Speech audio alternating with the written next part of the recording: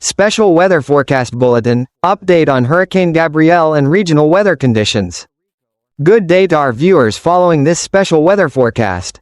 Today we bring you the latest and most comprehensive updates on meteorological conditions across the Atlantic Basin, the Caribbean, the Bahamas, as well as the mainland United States. The main spotlight today is Tropical Storm Gabrielle, which has officially been named and is now entering its early stages of intensification. At the same time, multiple atmospheric disturbances are active across the basin, while on U.S. soil, extreme heat and severe thunderstorms are painting a highly complex weather picture.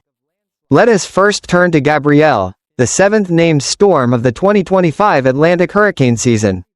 At present, Gabrielle is maintaining sustained winds near 75 km per hour, 40 knots. Satellite scatterometer data confirm that the system has closed off a low-level circulation, though its structure remains loose, with several small vortices not yet consolidated. On satellite imagery, most of the deep convection is clustered northeast of the center, while the west and southwest quadrants are still affected by mid-level dry air. This is precisely why Gabrielle, although named, still looks relatively weak. Over the next 48 to 72 hours, rapid strengthening remains limited by upper-level wind shear. However, by the weekend, as the storm moves into a more favorable environment, the probability of Gabrielle becoming at least a Category 1 hurricane on the Saffir-Simpson scale is high. Some model scenarios even suggest it could reach higher intensities into next week.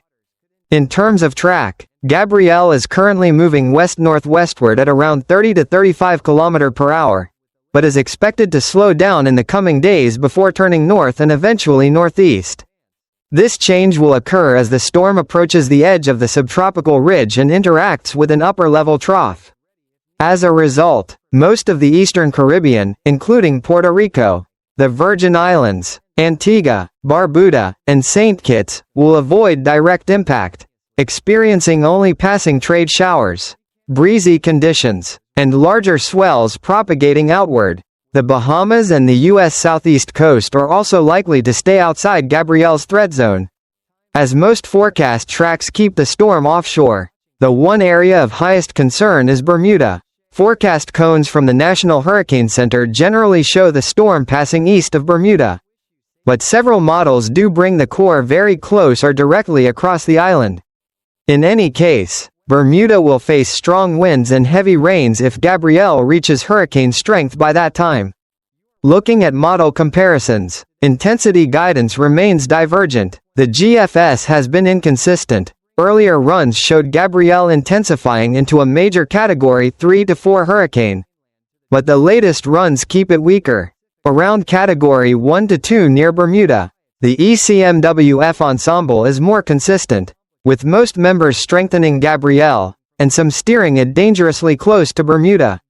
ICON favors a weaker and slower storm, shifting farther east. Regional hurricane models like HAFSA and HWRF are more aggressive, indicating the potential for a major hurricane by this weekend well north of the Leeward Islands.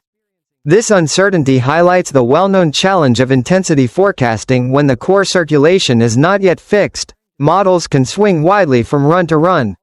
The only clear takeaway right now, Gabrielle is not heading for the eastern Caribbean, and Bermuda stands as the most at-risk location.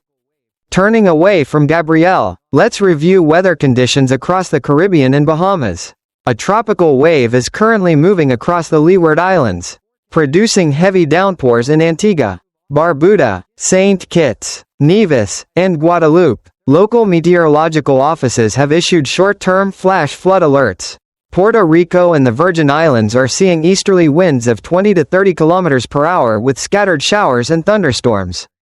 On Hispaniola, rainfall is expanding north to south. Puerto Plata, Santo Domingo, and large parts of Haiti are all under the threat of flooding and landslides. Jamaica and the Cayman Islands are embedded in a deep moisture field, supporting widespread thunderstorms lasting several days, beneficial for drought relief but also raising flooding risk. Cuba shares similar conditions, with terrain-driven convection triggering heavy downpours. Further west, Belize, Honduras, and the Yucatan Peninsula are experiencing torrential rainfall of 50 to 100 millimeters in just a few days, creating high risk of flash floods and urban inundation. Northern Bahamas, from Abaco to Grand Bahama, continue under heavy rains, with totals exceeding 150 millimeters, disrupting transportation and daily life. Meanwhile, the Windward Islands, Barbados, St. Vincent, Trinidad and Tobago, remain mostly dry, though Trinidad occasionally sees sudden intense downpours along its western coast. On the U.S. mainland, the weather pattern is equally harsh. A widespread heat wave is returning across the Midwest and the Great Lakes. Temperatures are expected to hit 37 to 38 degrees Celsius, even reaching 40 degrees Celsius in parts of Missouri and Iowa over the weekend, well above normal for mid-September. Simultaneously, severe thunderstorms are returning to the Central Plains. The Dakotas, Nebraska, Colorado, and New Mexico face risks of damaging winds, large hail, and isolated tornadoes. The Weather Prediction Center has placed several areas under enhanced severe risk, especially along key transport corridors such as I-95 through Montana and South Dakota. In South Florida, heavy rain persists, increasing the likelihood of flash flooding and transportation disruption. Looking 7 to 10 days ahead, a strong ridge of high pressure will keep heat entrenched, while repeated upper disturbances maintain a stormy pattern for the central and northern plains. Along the east coast, hot and dry conditions are likely to dominate. From a broader perspective, large-scale atmospheric oscillations are signaling important developments. The Madden-Julian Oscillation, MJO, which has been unfavorable for tropical cyclone development, is projected to shift into a more favorable phase in mid to late September.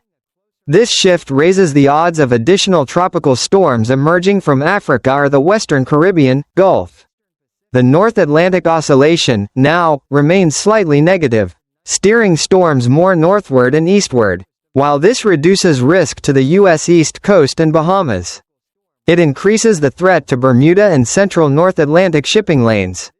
Climate model outlooks for late September into October hint at complex scenarios, including potential hybrid systems where tropical waves interact with upper-level troughs near the coastline.